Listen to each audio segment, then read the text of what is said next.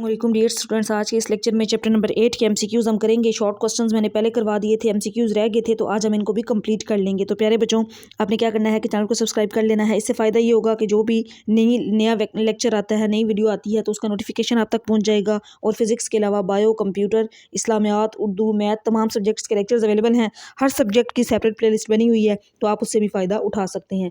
तो स्टार्ट करते हैं एमसीक्यूज़ को। पहला एमसीक्यूज़ है, which one of the following is not a magnetic material. इनमें से कौन सा मैग्नेटिक मटेरियल नहीं है? कोबाल्ट, आयरन यानी कि लोहा, एल्यूमिनियम या निकल। तो एल्यूमिनियम जो है ये मैग्नेटिक मटेरियल नहीं है। Option C is the correct option. Magnetic lines of force are always directed in the straight line. क्या ये हमेशा सीधी लाइन में होती हैं? क्रॉस वन एंड अदर, एक दूसरे को क्रॉस करती हैं। Enter into the north pole में एंटर होती हैं। Enter into the south pole, तो ये पहले साउथ पोल में एंटर होती हैं। Option D is the correct option. तो एमसीक्यूज नंबर 2 का जो ऑप्शन नंबर डी होगा कि magnetic lines of force enter होती हैं किस पोल में? साउथ पोल में। इसके बाद एमसीक्यूज नंबर 3 है, permanent magnets can not be made by. जो परमानेंट मुस्तकिल मैग्नेट्स होते हैं, तो ये यहाँ पे काफ़ी एग्जांपल्स दी गई हैं। बेसिकली ये पूछा गया है कि इनमें से किस को मुस्तकिल मैग्नेट में तब्दील नहीं किया जा सकता। तो पहला ऑप्शन है सॉफ्ट आयरन यानी कि नरम लोहा, फिर स्टील है, फिर इसके बाद नियोडियम है और एल्किनो है। तो इनमें से किस को मुस्तकिल मैग्नेट में तब्दील नहीं किया जा सकता? तो जो नरम लोहा है ना, सॉफ्ट आयरन, इसको कभी भी हम मुस्तकिल मैग्नेट में तब्दील नहीं कर सकते। तो option A is the correct option. इसके बाद नेक्स्ट हमारे पास एमसीक्यूज़ नंबर 4 है। इसमें ये कहा गया है, permanent magnets are used in. मुस्तकिल मैग्नेट्स जो हैं ये किस में इस्तेमाल होते हैं? ये सर्किट ब्रेकर में इस्तेमाल होते हैं, लाउड स्पीकर में होते हैं, इलेक्ट्रिक क्रेन में होते हैं, या फिर मैग्नेटिक रिकॉर्डिंग में होते हैं। तो जो परमानेंट मैग्नेट्स होते हैं ये हमेशा लाउड स्पीकर के अंदर यूज़ होते हैं। तो option B is the correct option.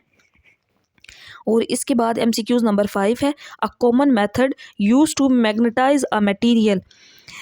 किसी मटेरियल को मैग्नेट बनाने का एक आम तरीका क्या होता है? स्ट्रोकिंग यानी कि रगड़ना, हीटिंग उस पर ज़रब लगाना, हीटिंग करना उसको गर्म करना, और डी ऑप्शन है placing inside a solenoid having AC.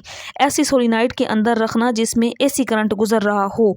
तो इसका आंसर क्या होगा कि किसी मटेरियल को मैग्नेट बनाने का आम तरीका होता है उसको रगड़ना, stroking. So option A is the correct option. तो इसके अंदर एमसीक्यूज नंबर ए वाला जो होगा फर्स्ट वाला, ये करेक्ट ऑप्शन होगा।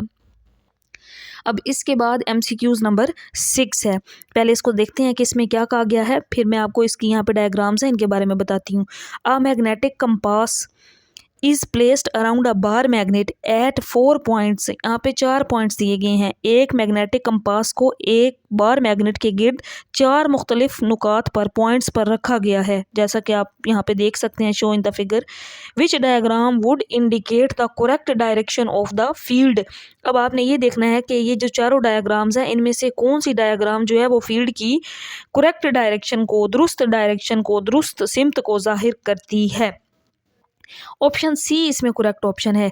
एक तो ये है कि इस मैग्नेट पे यहाँ पे नॉर्थ पोल है, यहाँ पे साउथ पोल है। ये इलेक्ट्रिक फील्ड लाइंस अगर इस डायरेक्शन में जा रही हैं तो ये भी इसी डायरेक्शन में जा रही हैं। Electric field lines same direction में होंगी, बट ये नॉर्थ और साउथ पोल भी इस तरह से सेम डायरेक्शंस में होंगे। अगर मैं पहले वाले को देखूं तो इसमें फील्ड लाइंस की अपोजिट डायरेक्शन है और ये इनकी भी अपोजिट है। नॉर्थ और साउथ पोल में जो फील्ड लाइंस हैं ये नहीं हो सकता, ये अपोजिट है, ये भी नहीं हो सकता, बट ये सेम थी।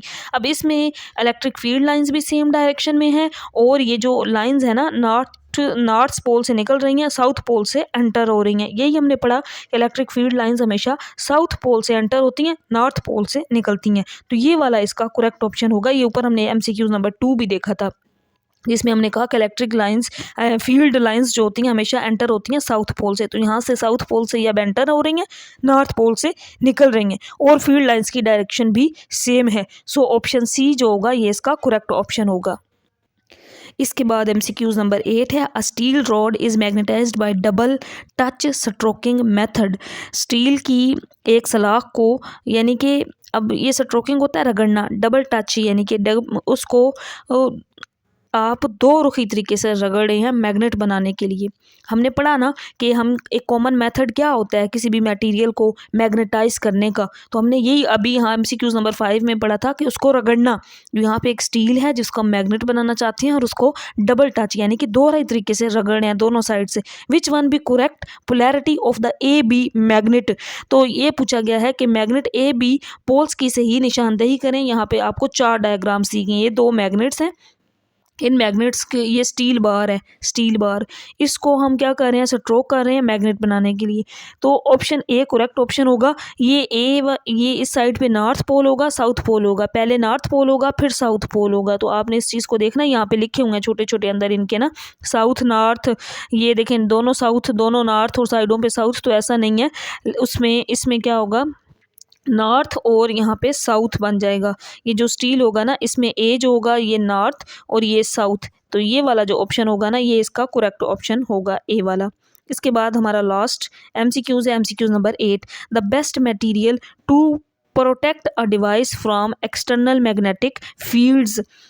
अब इसमें यह कहा गया है बैरूनी मैग्नेटिक फील्ड से किसी डिवाइस को महफूज रखने का सबसे बेहतरीन मटेरियल कौन सा होता है, वुड लकड़ी या प्लास्टिक स्टील या सॉफ्ट आयरन। तो जो नरम लोहा होता है ये सबसे बेहतरीन मटेरियल होता है बैरूनी मैग्नेटिक फील्ड से किसी डिवाइस को महफूज रखने के लिए। तो D option is the correct option. तो यहाँ पे हमारे एमसीक्यूज कंप्लीट हो चुके हैं। नेक्स्ट इसके हम बाकी questions short questions constructive response questions long questions कर चुके हैं। सेपरेट प्लेलिस्ट भी है जिसका लिंक मैं इस वीडियो की डिस्क्रिप्शन में भी लगा दूंगी, तो आप देख सकते हैं। अल्लाह हाफिज़ बच्चों।